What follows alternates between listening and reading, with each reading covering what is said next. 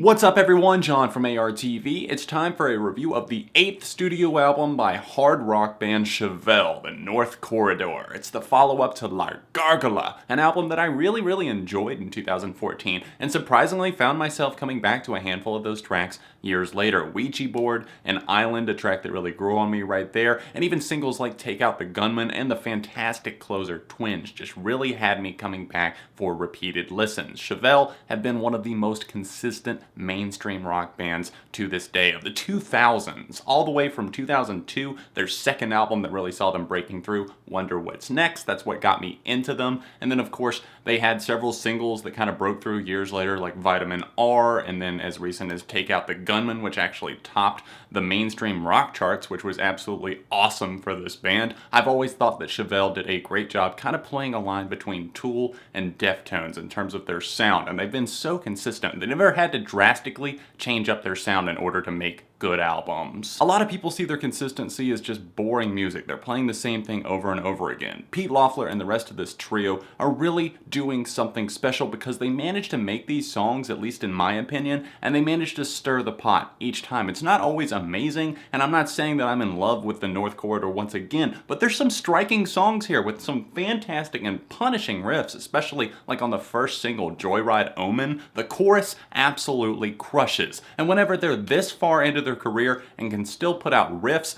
lyrics, music that doesn't feel cliche and just recycled over and over again, then you're doing something right. What am I loving on this record? Obviously, I already pointed out Joyride as being a fantastic cut from this record that really just captures the energy and just the passion of Pete Loeffler as a lyricist and a vocalist. I like how aggressive he gets on this record. Like Gargola started seeing more of that. I don't think we had seen him that aggressive since maybe like the Sci-Fi Crimes days in like the mid 2000s, and then once again here on this new record, The North Corridor, I'm seeing more screams, and that's something that was totally unexpected. These dudes are almost in their 40s now, and for them to be getting more aggressive rather than just taking it easy, huge kudos to you. Near the end of this record, we get back-to-back stuff that I'm simply in love with. I love Punchline. It's such a brooding track, and then it transitions perfectly into Got Burned. Punchline basically playing off of the fact and taking it like everything's a joke to some people, and you're tired of being the punchline, and it builds with like this steady bass groove, kind of a light intro before the light guitar starts kind of working its way in, and we see them use that technique on other tracks on this record, like track number 4, Rivers, and it really pays off for them, honestly, on tracks like that, and of course, once again, on Punchline. Just